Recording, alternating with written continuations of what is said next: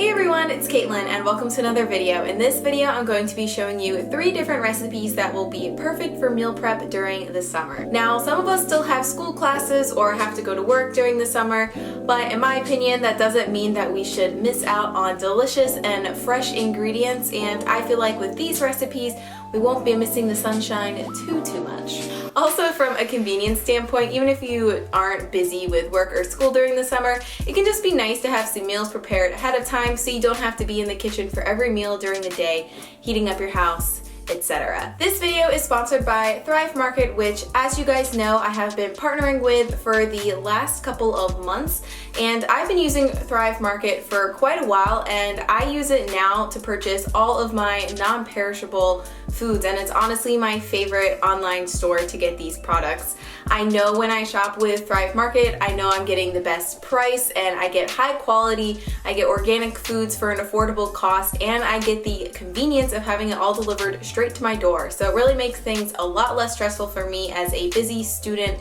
and content creator. I also think it's so cute, and I love it when you guys send me pictures of your own hauls from Thrive Market.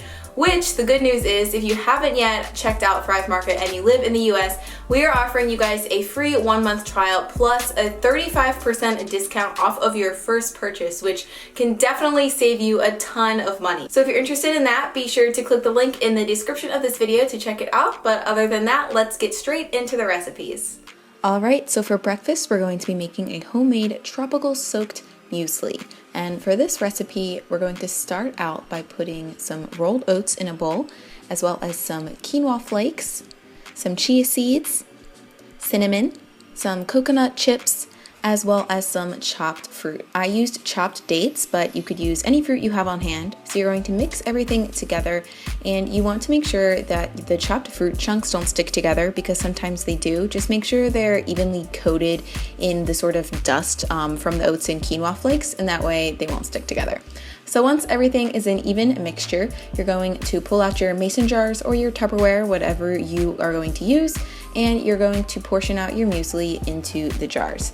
Now, you'll probably have leftover muesli with this recipe, but I think that's a good thing because you can use it for a future week or just to have on hand as a healthy snack. So after you have all of your jars, you're going to fill them with some nut milk. I'm using this macadamia nut milk that I found on Thrive Market. I've never seen anything like this before, so I was excited to use it. So you're going to use equal parts milk with muesli. So if, for example, you did half a cup of muesli, you would do half of a cup of macadamia nut milk. Then you're just going to stir everything together, and then you can fill your jar with whatever fruit you decide. I decided to use mango because it's starting to be in season and it's nice and tropical, but you can use any fruit really. I just filled the jar up and then sealed it. Also, you can use frozen fruit instead of fresh fruit because that does tend to be cheaper. And there you go. I usually mix this up before I eat it, but other than that, this recipe is really simple. And you could also add other ingredients to the muesli, like some more chopped nuts, some seeds, maybe some cocoa powder, whatever suits your fancy. So then for lunch, we're going to make some stuffed sweet potatoes. So to start out this recipe, you're going to put however many sweet potatoes you think you're going to need for the week onto a baking tray, and you're going to put little holes on all sides of them with a knife, and this allows them to be more aerated and I think cook more evenly. So you're going to bake these in the oven for about an hour at 400 degrees Fahrenheit, and in the meantime you can cook your lentils. So you're going to add a cup of dry green lentils with a cup of salsa and 2 cups of water into a pot. Then you're just going to bring this mixture to a boil, cover it, and cook it according to the package instructions.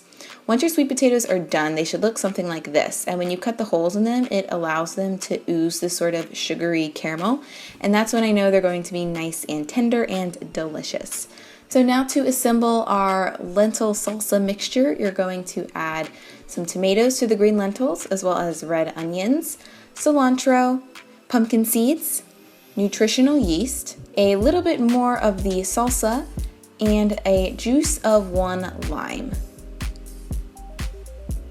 Then you're just going to mix everything up until it is well incorporated, and make your lunches. So I used a bento box and I put 2 small sweet potatoes in there. Obviously you can adjust it, put more or less depending how hungry you are or what other snacks you would like.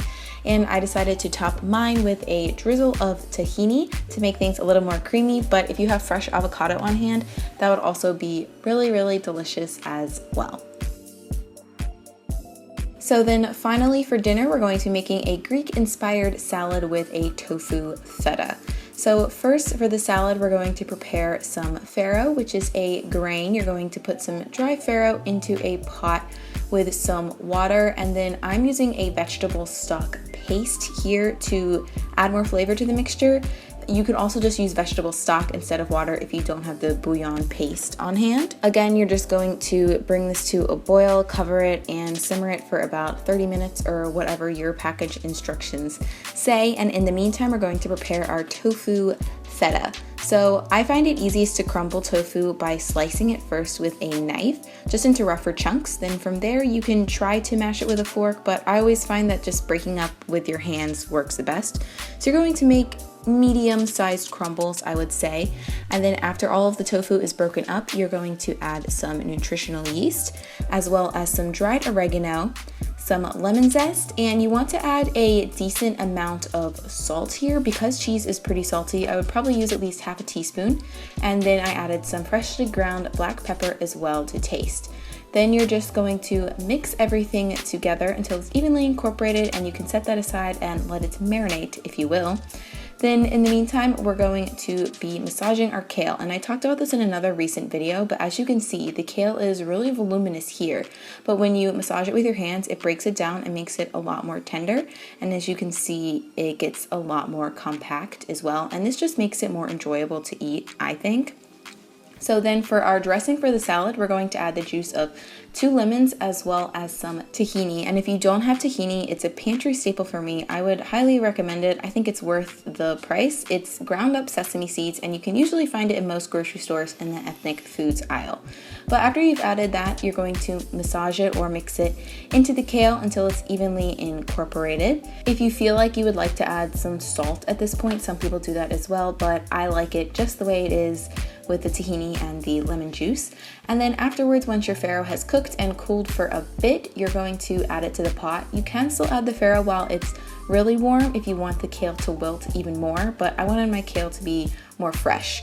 Then you're also going to add a bunch of chopped parsley and combine this all together until you have a nice even salad base. Then for our salad toppings, we're going to add the marinated tofu feta as well as some roasted red peppers, some artichoke hearts that I sliced, as well as half of a red onion, some chopped cucumber, and then finally some olives. Now I know some people don't like olives, so just for the record, if you don't like olives, you don't have to add them, but personally I love olives. So then we're just going to mix everything up, and in terms of storing the salad, you can either keep it in this large bowl or portion it out into smaller Tupperwares for your meal prep. I think this makes a really hearty and satisfying dinner, but you could also serve it with some bread or some wraps on the side, or maybe even some potatoes. Just make sure you're always eating according to your appetite and until you are full and satisfied.